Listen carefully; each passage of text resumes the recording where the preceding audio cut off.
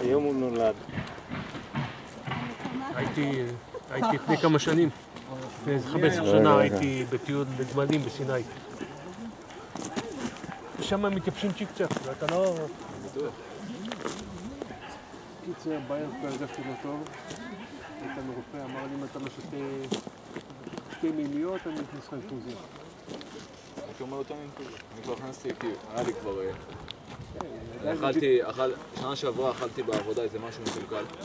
בקיצור, התחלתי שם, שלשלתי נורא, והגעתי באותו בלילה, כאילו לילה קודם. בקיצור, באותו יום הייתי, כאילו, נהיה טיפול נמרץ במקום. אמרתי לחובש שם, לפרמדיק, תחדיר.